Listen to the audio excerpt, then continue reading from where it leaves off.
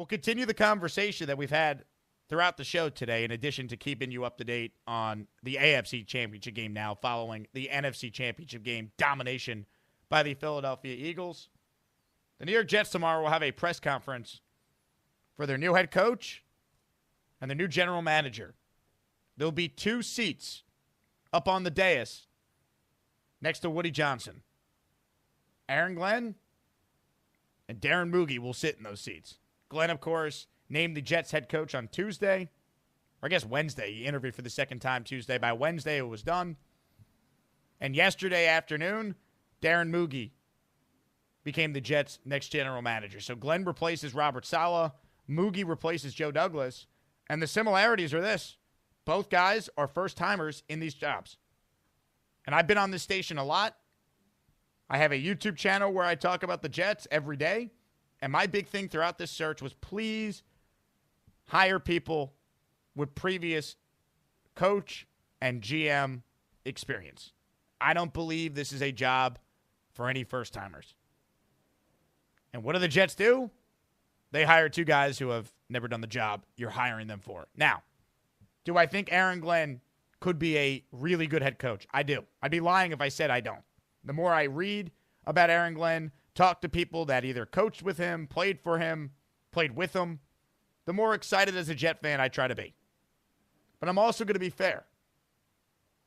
A lot of what we're saying about Aaron Glenn is similar to what we said about Robert Saleh. And don't tell me it's not the same thing.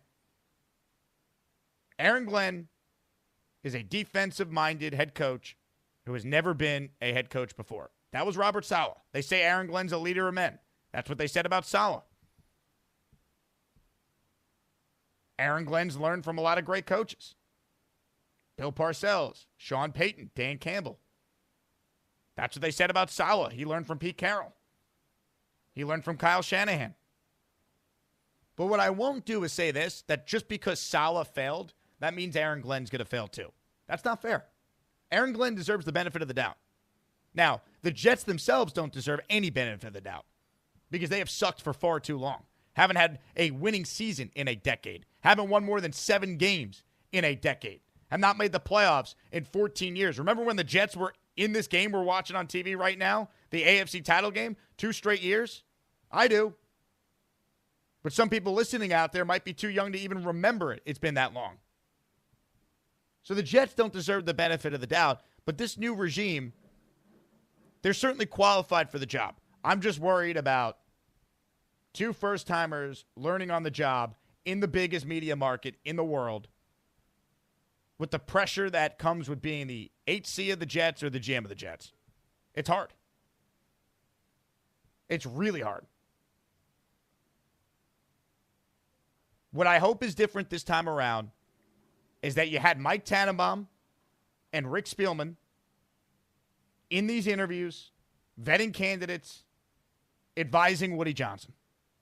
Because if it was up to Woody Johnson to make this decision, and Woody alone, you would feel like there's no way it's going to work. If it was up to Chris Johnson to make this decision, you would feel like there's no way it's going to work. Woody Johnson's last hire of head coach and GM was Mike McCagnon and Todd Bowles. Chris Johnson's last hire of head coach was Adam Gase. And then Gase brought Christopher Johnson, Joe Douglas, which ultimately did not work. Despite Joe Douglas making some really good moves, it wasn't enough. He was 30-64 over 6 years. So I am cautiously optimistic as a Jet fan because I think what makes Aaron Glenn different than Robert Saleh and why I think it could work is that Aaron Glenn played for the Jets. And you might say, who cares if he played for the Jets? That matters. He was here when the Jets were at their worst. He was here when the Jets were at their best.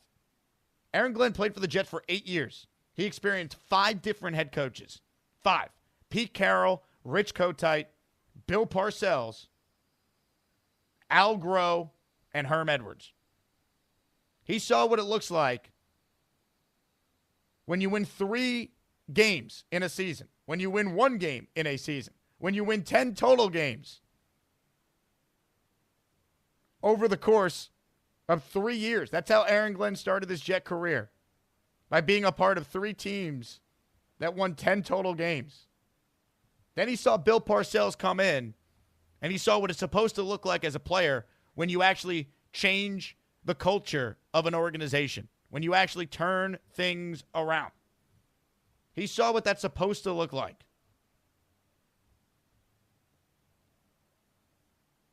That's what gives me hope. And then as a coach, he was there in Detroit when the Lions were one of the biggest jokes in the NFL, much like the Jets are right now. He saw what Dan Campbell and company did to turn that around. Robert Saleh talked about holding guys accountable and all gas, no brakes. I think Aaron Glenn actually has a better chance of implementing that. Actually having tough conversations with players. When was the last time the Jets benched a player for doing something stupid, for hurting the team with undisciplined penalties? The only player that got benched this past year was Tony Adams. And that was apparently by Woody Johnson, not even Jeff Ulbrich or Robert Saleh. So I am cautiously optimistic that Aaron Glenn, his skills as a player, his leadership skills, the fact that he started in scouting and has a personnel background and then was a quality control coach and a DB's coach and then a DC, I'm hoping that all his years in football, that experience now translates to being a head coach, because you just don't know. You don't know. You know, the Buffalo Bills are playing right now. They fired Rex Ryan and then hired Sean McDermott. He's another first-time coach from a defensive background at the time he was hired. And that obviously has worked. So just because, Saleh failed and Bowles failed, that doesn't mean Aaron Glenn's destined to fail, because the path to getting a head coach includes being a defensive coordinator before you got the job. It's a different job, and time will tell. But they better have gotten these right, because, once again, this fan base, while not expecting a Super Bowl next year, I think this fan base should expect this team to have a chance to compete for a playoff spot. This is not a rebuild. This isn't a rebuild. The Jets have talent on their team. That's what made it so infuriating they only won 5 games. They won 7 with Zach Wilson the previous year. Hopefully Aaron Glenn can hire a great staff, can fix the defense, can get a kicker. And regardless what they do at quarterback, that alone is going to give you a chance to win more games. And I truly hope it's Aaron Rodgers at quarterback for another year. A report from Ian Rappaport on the NFL Network today said that both Glenn and Rodgers are open to working together. And I believe Rodgers would come back and take a pay cut, which would allow you to keep Devontae Adams and mitigate future dead cap concerns. And I believe Aaron Rodgers, with 28 touchdowns versus 11 interceptions this year, even at age 41, still would give the New York Jets the best chance to win. I still believe that. If you guarantee me Tyrod Taylor's going to stay healthy, maybe I feel differently. But come on, people. So I hope to God that this regime is the right regime. I think Darren Mougey is a guy that when you look at the resume, he's a young guy, played football in college, at quarterback, San Diego State, then converted to wide receiver, has been with the Broncos his whole career, started off as a low-level scout, worked his way up, experienced winning a Super Bowl in year 1, experienced the playoff drought since then, saw what it looked like when Sean Payton turned it around, saw what it looked like when Sean Payton dealt with the Russell Wilson dead cap situation, hit on Bo Nix, and got them to the playoffs. Is supposed to be a really good talent evaluator. He's got the resume. Does he have the leadership skills? Does he have the stuff you can't quantify on a resume to turn the Jets around? I don't know.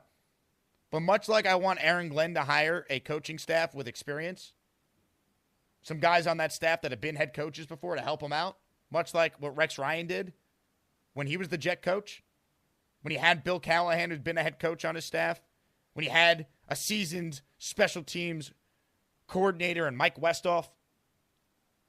I hope Aaron Glenn could do the same thing. I hope Aaron Glenn could build a great staff, and I hope that Darren Mougey could hire a front office that never replaced Joe Douglas's 2 lieutenants after they were fired or left for different jobs before the 2024 season even started. That's Rex Hogan, who was fired, and Chad Alexander, who left to take a role in the Chargers front office.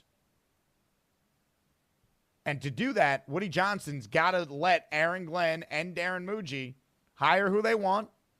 And obviously, there comes with a cost for that. Now, hiring GMs and assistant GMs and scouts and OCs, DCs, linebacker coach, whatever, that doesn't count against your salary cap.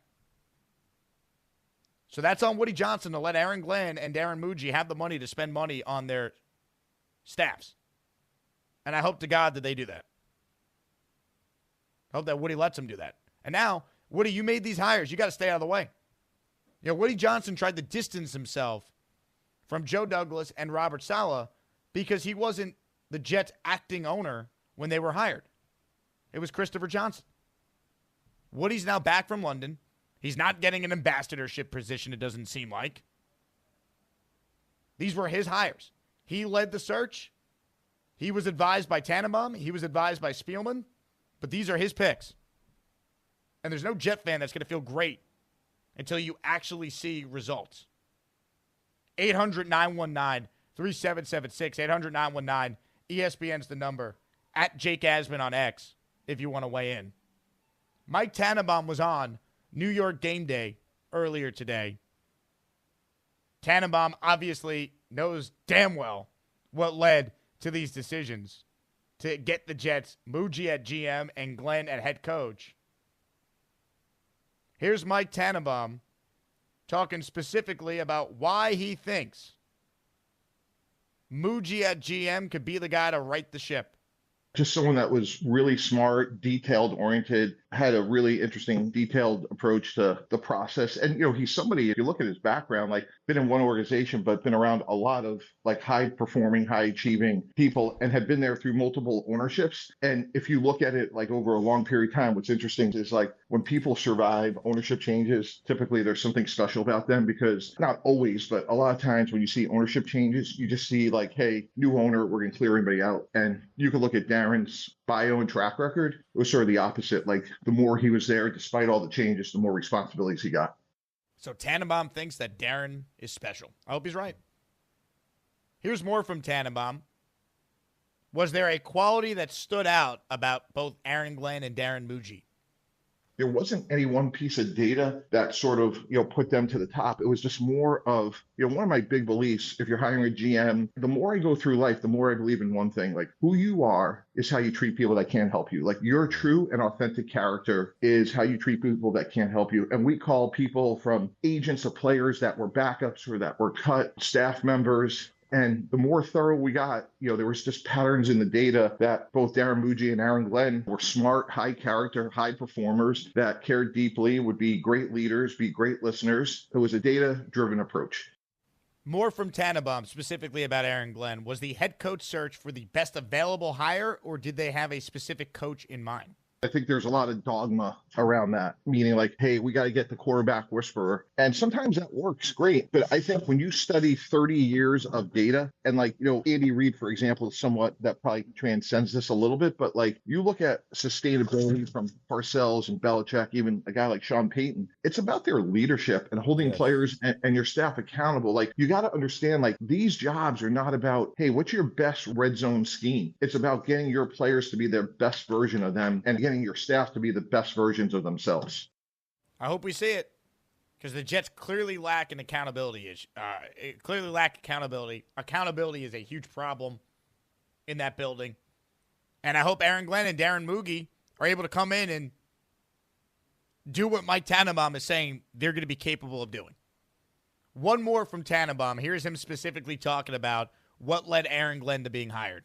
You know, with Aaron, this guy checks every box. Like, he never took a shortcut. He's worked hard. He's succeeded at everything he's done. So, yeah, of course, knowing him certainly makes it a little bit easier. But again, if you look at it objectively, he has paid his dues every step of the way. Here's the bottom line. The 33rd team, their job was to basically be there to help Woody, sure, get some candidates, but also ask the right questions in any interview with a GM or head coach. But we can be honest. You didn't need the 33rd team to know Aaron Glenn is a top coaching candidate. Everyone knew that. If you just Google top NFL coaching candidates a month ago, Aaron Glenn's on every list. He's interviewed for a bunch of jobs the last few years. He did a great job with the Lions this year with all their injuries. Like, the 33rd team was not about, hey, Aaron Glenn's good, hire him. The 33rd team was involved about finding the GM. Because there's no one, let's be real, that had Darren Mougey on their list of that's the guy the Jets should hire at GM. You don't know what GMs. When someone has an assistant GM title, what does that really mean? What are they in control of? Free agency, the draft, the salary cap? See, when you're an offensive coordinator, it's easy to say what you do. We could see it. Are you the play caller? How does your offense do? When you're an assistant GM, we don't know what that means. We know that you're in the front office, but doing what? You know, Darren Mougey was the assistant GM of the Broncos. Do we give him credit for Bo Nix, or is that all Sean Payton? You know, do we give Mougey credit for them being able to draft Patrick Surtain and then extend him? Like, that's what we don't know, and that's why the 33rd team, I believe, was still the right move by the Jets to employ to help Woody Johnson with these hires. Because that's where Mike Tannenbaum could come in, ask the right questions, do that due diligence you heard him talking about on our station today in some of those cuts we just played on New York Game Day. And be able to identify the right general manager. And they determined that was Darren Mougey. And only time will tell. But it's once again a first-time head coach, a first-time general manager, and only time will tell. Doesn't mean it can't work, but I understand any Jet fan out there who obviously has reservations about it working because it's, once again, two guys that you're hiring and paying, if you're Woody Johnson, millions of dollars to do a job they've never done before. And that's scary. They could adjust on the fly and be great, like Brad Holmes with the Lions as their GM and Dan Campbell with the Lions as their head coach. Or they could be Joe Douglas and Robert Saleh. I don't know. I do know this. This Jet fan base wants to believe it won't take much. Start winning games, this fan base will get excited. And I'll continue to say this until a decision's made. I still believe the best path for the Jets at quarterback next year is Aaron Rodgers is the quarterback. 28 touchdowns, 11 interceptions, 3,900 passing yards, played all 17 games. I get it. He's not what he once was. I get it. He's 41. I still believe he's their best option at quarterback for one more year. And then you draft someone that sits behind him either at the end of the first round and they trade up or on day 2 of the draft. That's what I would do. We will find out what Aaron Glenn and Darren Mougey, what they want to do. I want to know what you want to do. 800-919-3776. 800-919-ESPN. Would you keep Aaron Rodgers if you were running the Jets? Your thoughts on that? We'll check in with Robbie Sabo as well. It's the Jake Asman Show till 8 o'clock tonight right here. It's 880 ESPN New York and the ESPN New York app. But tomorrow, the New York Jets will introduce their next head coach and next general manager, Aaron Glenn and Darren Mougey. And for more on the Jets, we check in with the co-founder of JetsXFactor.com, longtime credentialed Jets reporter and analyst Robbie Sabo joins us now. Robbie, appreciate it, my man. Happy Sunday night. You as well. Happy Championship Sunday. And yes, Jake, the party starts tomorrow at 1. Man, remember when the Jets were playing in AFC Championship games, Robbie? Those are the days. Oh, dude. Rex Ryan coming out. Here come those Jets, boys. It's just classic stuff from Rex. And, you know, I'm a little older in the tooth, shall we say, than you. So I go back to the Parcells days. And, I mean, they turned it around quickly. So I hope that's what happens here, too. So as things currently, stand, we know it's going to be Glenn. It's going to be Darren Mougey, who comes over from the Broncos. What was your initial reaction to the Mougey news? Because I think if you asked most Jet fans at the beginning of all this, hey, who do you think the next head coach is going to be? Many probably would have said, okay, Aaron Glenn is a logical choice. Darren Mougey seemingly comes out of nowhere to get this job. What were your thoughts on him? pretty much the same as everybody else. I mean, if you think about it on paper, he's sort of similar to Douglas. That was my first reaction. You know, he's a scout. He's a personnel guy. He's not a cap wizard the way Woody used to do it with Tannenbaum and Mangini, Tannenbaum and Rex, Idzik and Rex. So it's a repeat in terms of personnel scout. I prefer that in terms of the GM for the Jets. And the GM for the Jets, you know, Jake, he has to be more of a CEO type. He doesn't have that support structure that a Pittsburgh has or a Green Bay has. So from that mold, I like it, but on paper, he doesn't have the same obvious home runs that Douglas had, you know, with championships in Baltimore and then Philly. And we saw what Philly did today, so they're on a roll still. So I think similarities yet differences. When it comes to his background, he's been with Denver his entire career. He has seen 3 different ownership changes. He has seen, obviously, multiple head coaches. He's watched what Sean Payton has done since turning things around. Is there anything about his particular background, just with the Broncos specifically, that caught your attention, Robbie? Well, I mean, Surtain, you know, drafting that Surtain dude the first year he was VP of player personnel caught my eye. I like that. And I think, you know, 3 different owners, it could be a really good thing or a really bad thing in that, man, he's really good with salesmanship or he really knows his stuff. So I think with Mougey, as opposed to Glenn, it's more high risk, high reward, whereas Glenn, it could be more pounding the pavement. Robbie Sabo from JetsXFactor.com is joining us. You can follow him on Twitter at Robbie Sabo. Does it bother you or does it concern you at all that the Jets ultimately hired Glenn first before Mougey? So they went with the head coaching hire first before the GM hire. No, you know what? I don't mind so much that they did that. In years past, I did mind because I felt it was off kiltered. You know, when they fired one and not the other, you know, Mikey T in 2012 as opposed to Mikey T and Rex. They replaced Mikey T with Idzik, that cap guy, that financial guy, and it was off kiltered since then. They tried to right the wrong with McCagnon and Bowles, but, you know, they were still both reporting to Woody. It wasn't, you know, solid. It wasn't a firm partnership. And, you know, it's always a conglomerate, as we always know, a team decision, quote unquote. So from that standpoint, if they're truly together, no problem. You know, Glenn, I don't want to say handpicked it, but he was absolutely part of it. So handpicked could be the word to use. I don't mind about that. What I really mind about and what they really should be questioned about is the lack of experience. I mean, from both sides. It is an absolute fair question to ask. Why are you going head coach and GM with no experience whatsoever in those roles? So from that aspect, I think it's fair to ask. We're talking with Robbie Sabo right here on ESPN New York. The Jets tomorrow at 1 o'clock will introduce Aaron Glenn and Darren Mougey to the media as the next head coach and general manager of the team. Your thoughts on what the potential coaching staff should look like now for Aaron Glenn? One of the names out there in the last hour is no longer out there that had been connected to the Jets. Clint Kubiak was a name to watch for offensive coordinator. He's going to the Seattle Seahawks. So your thoughts on who the OC could potentially be, Robbie, and just in general the type of coaches that Aaron Glenn should try to surround himself with? Yeah, Kubiak, it was a nice soft landing spot name in my eyes. I think Caley is still the guy. You know, McVay under that tree. Bring Caley in by all means. He's a guy I'd be willing to bet on. You know, the O'Connell type, the McVay type, the guy who thinks ahead of the curve, the guy who's not afraid to play ahead of the chains as opposed to managing it too much. Again, though, whoever it is, it'll come down to Glenn's vision. And we've seen it with Saleh. Gase was a little different. He was Gase. He's unique in his own right. Bowles. Oh, he was Gase, all right.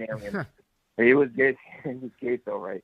And, you know, we saw in recent history, it comes down to the head coach's vision. So, yes, Caley intrigues me, and he'd be my number one target for sure. But my thing to Jets fans, and what I would ask Glenn, maybe I will tomorrow, is game planning, vision, you know, the team branding. It can't be if it's all – I know you preach physicality, Glenn, but is it all gas, no break, or is it all gas, some break while trying to analyze the situation and play within the modern scope of today's league? And if Glenn has that vision, I think whoever he brings in for OC is going to have a head start. Do you think it's important for Aaron Glenn to hire someone on his staff that's been a head coach before? Steve Wilkes has been a name that has been mentioned for the defensive coordinator job, for example. Yeah. Not necessarily. I mean, experience, yes. Head coach, he doesn't have to be a head coach. Wilkes, I'm kind of 50-50 on right now. I don't mind him in terms of an experienced mind, defensive mind, but man, he jumps from team to team and stuff out there. It's not like he butts heads wherever he goes, but he's a really principled guy, which could be good and could be tricky at times. So he doesn't have to bring in a former head coach, but hey, Jets fans saw, with Callahan coaching the O-line, that monster O-line Rex had, it really does work in some cases. It's the Jake Asman Show right here on ESPN New York. We're talking with Robbie Sabo, longtime Jets analyst, Jets reporter. JetsXFactor.com is the website to read him and his team's comprehensive coverage of the New York Jets. Robbie, as far as Aaron Rodgers goes, there was a report out today from Ian Rappaport that both Rodgers and Aaron Glenn are open to working with one another. Aaron Glenn, in fact, told Jay Glazer that he plans to meet with Aaron Rodgers and that there will be a resolution much sooner than later. What do you believe ultimately happens with Aaron Rodgers and the Jets? And meanwhile, Keyshawn, throw me the damn ball, Johnson is pledging to go streaking if Glenn actually brings Rodgers back. Jake, I can only imagine the Will Ferrell old school gifts that are going to be on Twitter once that happens, once Rodgers is back in Florham Park. I think it's going to happen. Obviously, this is just a hunch. I have no information. Like Rappaport, I'm not in Rodgers' inner circle of trust. So, listen, everything he has said, Rodgers, since the end of the season, I don't think he's ready to hang him up. And the way Glenn is, in terms of not being afraid to confront guys, productively, I think Rodgers is going to really take a shine to that. And if these reports are true, that Glenn is interested and wants him back, I think he's going to be back. I hope he's back, Robbie, because the more you go through the options out there and the more you reflect back on what went wrong this season, while Rodgers might not be what he once was, he still played well enough for this team to win more than 5 games. And I just don't see anyone they bring in, or if it's Tyrod Taylor who's already here, being able to play at the level Rodgers still showed he could play at the last 10 games. If you look at the numbers, once he started to get healthy down the stretch. You got to, listen, you're spot on. It's always graded on a curve. And I understand, head coach, quarterback, you're going to get more praise than you deserve. You're going to get more criticism than you deserve. That's always the case. But when you intelligently break it down, what he did this year under the worst coaching in the league, in my opinion, and the worst coach team I've seen in a long, long time, is sort of incredible if you take a step back and you take emotions out of it. And does he have to relent a little bit more? Yet taking a pay cut, of course. I think he already said he would do that. Going with a different scheme, I think he'll do that too. He's not the type of dude who's going to dismiss good ideas. He's not the type of dude who's going to dismiss coaches putting him and his teammates in a better position. So if I'm Glenn, and I know that he's a guy who respects confrontation and someone to say, hey, Aaron, cool it. We're going to do it this way. Take it and do with it what you will. I see a nice partnership on the horizon there. Ultimately, do you believe if Aaron Rodgers is back, Davante Adams is back, and vice versa, if Aaron's not back, Davante wouldn't be back? Because I think that's also another reason why it makes sense to bring Aaron back if it means you also get Davante back, because without him, the wide receiver room is Garrett Wilson and nothing. Agreed. They went into the season a lot thinner at receiver than people thought. Same with the D-line, and we saw it. Once J.J. went down, Jermaine Johnson, it was, good night the lights. So I believe they're going to be a dual package, and it's going to hinge on the first impressions with Glenn and Rodgers. And I don't see – it's tough to see them – if Rodgers truly wants to play, it's tough to see them meeting and having it go sideways. I'll put it like that. And in terms of the scheme stuff, I think that's overblown. Is Rodgers unique? Is he a different cat? For sure. Is he a distraction at times? Yes, no question about it. But when you watch the beginning of the season, San Fran even, they really tried to jam the ball down San Francisco's throat on the ground in the run game. He really wasn't changing things at the line of scrimmage earlier in the year. He stuck with the program. So I think if he gets, bright minds in there at OC, it's going to be a lot better. Robbie Sabo joining us here, JetsXFactor.com, right here on ESPN New York. Jake Asman with you till 8 o'clock. Couple minutes left with you, Robbie. You bring up the scheme, and I completely agree because I was so frustrated watching this offense this year and their inability, you just brought it up, to run the football. They drafted 2 running backs. You have Breece Hall. The offensive line, on paper has talent, and even just watching the individuals, they played pretty well. You got 4 of your 5 guys under contract for another year. If this team could run the football better with a modernized offense, get a real run game coordinator, a real offensive line coach, you don't need Aaron Rodgers to throw nearly the amount of times he threw this year. And I think that would also help him too. So, forget the scheme stuff, just running the ball better. And I think the New York Jets could be a much better, more efficient offense next season. 100%. I wrote an article in December at this point. So, I had stats in there. Can't remember the stats off the top of my head, but when Tyron went out of the lineup, and Fashanu went in at left tackle, that fivesome with Moses on the right side, Olu on the left side anchoring it, that was a not great O-line, but productive O-line that could start to run the ball and protect Rodgers. And from that point forward, the next 4 or 5 games with Olu in there, the offense was completely different. We remember it, the Florida games. The competition, it wasn't great, but it wasn't horrible either across those 4 weeks. So it's evident they need an O-line coach. Just as important as OC might be the O-line coach. It is that important. These guys make all the difference in the world. And we knew it was bad this year, especially to start the season. When Rodgers went up to the line, he saw it was a light box. So the run is on, and he's going to keep it to a run, and you still only gain 1 yard. I mean, that can't happen. You're asking your quarterback to do way too much when you only gain 1 yard against a light box. Completely agree. He's Robbie Sabo. You can follow him on Twitter at Robbie Sabo. He is the founder of JetsXFactor.com. Are you going to be at Florham Park tomorrow for this presser? You better believe it. I'll be there with my fictional bells on. I'm hearing a lot of former Jets are going to be there, Robbie. So you're going to run into some of your childhood heroes from the 90s. There's a lot of Jets, former Glenn teammates wanting to coach, throw their hat in the ring to coach, I heard. And Mr. Wayne Corbett was extremely excited. Underdog Jets podcast. Check it out, folks. That's a bad job by me not plugging that. I completely forgot to mention that Robbie does a podcast with Corbett, and every Jet fan should listen. My bad, Robbie. I apologize. Well, hey, the takeaway here is Wayne. When Wayne is giddy, Jets land is giddy. That's all we need to know. All right. Look, if Wayne Corbett is in, who am I to judge? All right, Aaron Glenn will lead this team to the Super Bowl. I'm now sold. That's it. Robbie, appreciate it, man. Thanks for hopping on. You got it, Jake. But we're talking a lot about the Jets today after they announced their new general manager yesterday, Darren Mougey, Aaron Glenn, the new head coach.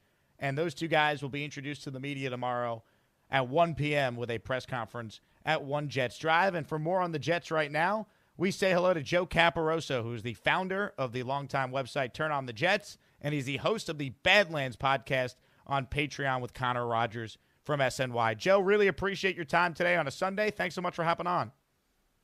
Thanks for having me, man. An exciting week for our Jets. No doubt. So we'll get to Aaron Glenn in a moment, Joe, because I want to pick your brain on that. But specifically with the GM hire, Darren Mougey, what were your initial thoughts when you saw the news become official yesterday that he's now the next general manager? I'm relatively happy. I think he's a better candidate than Newmark, who it seemed like they were definitely going to hire earlier in the week, and then clearly something changed. It seems like maybe Glenn might have waited on a decision in some shape or form. I think what I like about him at his age and with his background and who he's been recommended by, I feel like it's a high upside hire. There's certainly risk. He's a first-time GM. There's risk with every first-time GM, but you would like to think with what he should have learned in Denver from Peyton and Patton, and again, still being a young guy, I think he'll be the 3rd youngest GM in the NFL. Can he bring some fresh ideas and a fresh approach to the room? So, wasn't a guy that got a lot of chatter very early in the process, but I think once Glenn became official, I think some of the connective tissue they have in some other relationships probably made him that much more serious of a candidate.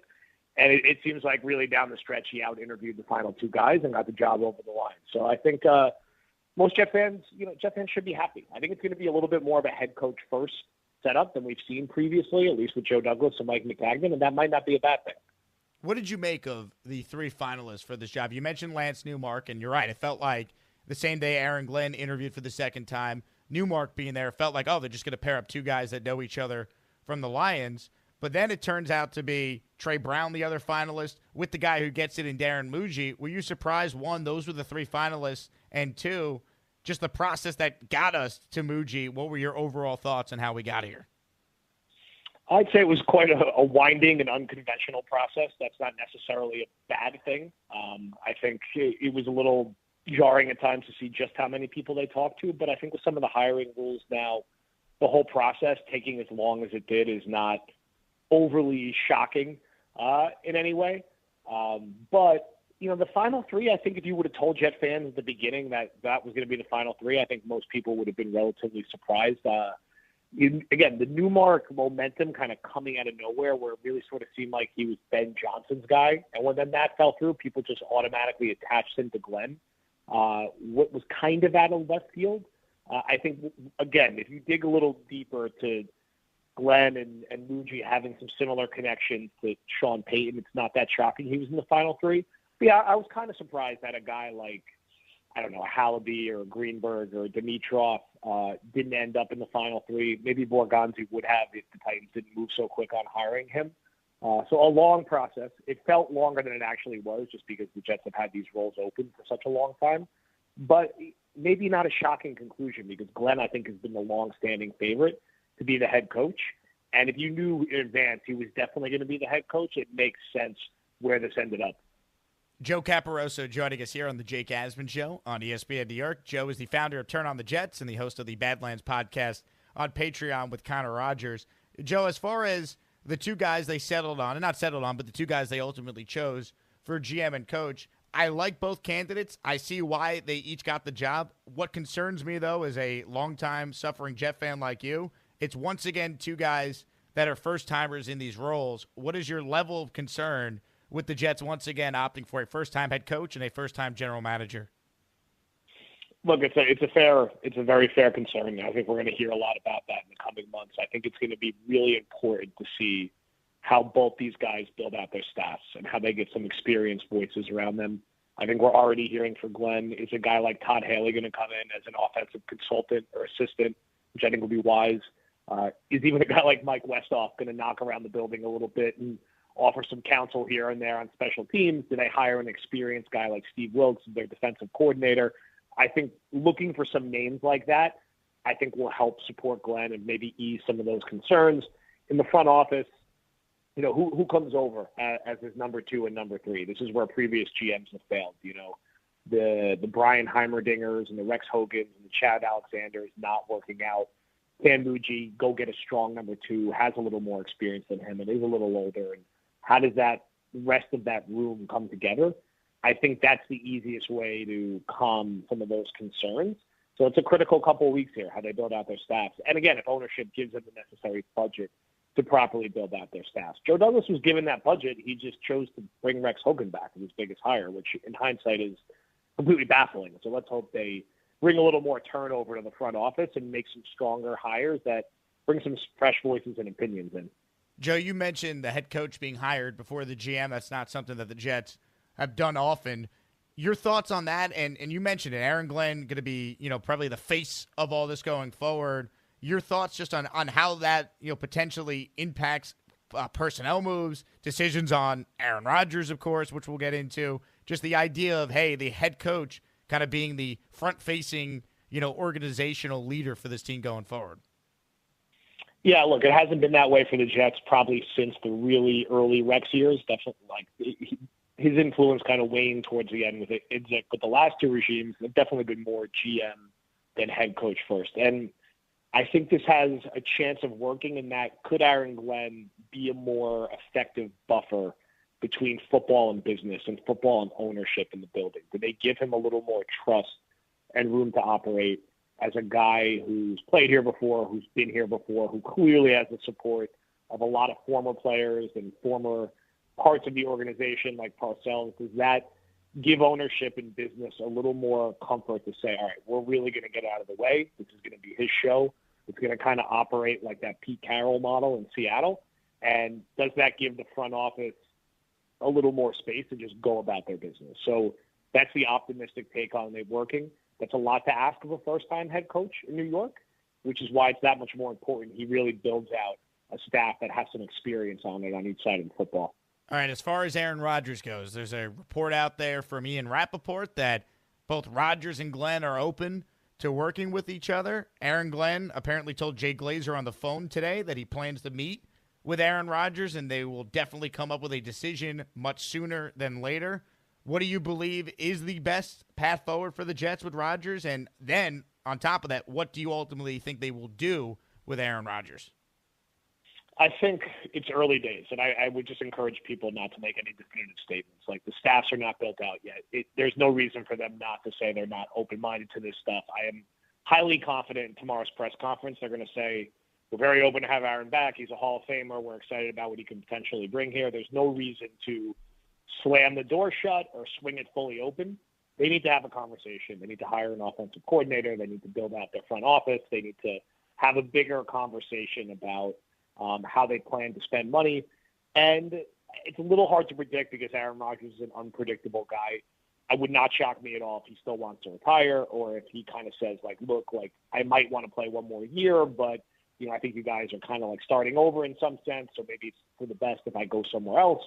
I don't know. He's a very hard guy to predict. I think on field, you can make a case that certainly they'll be in better shape with him being the quarterback than rolling the dice on Tyrod Taylor staying healthy or some of the other bridge options that could be out there.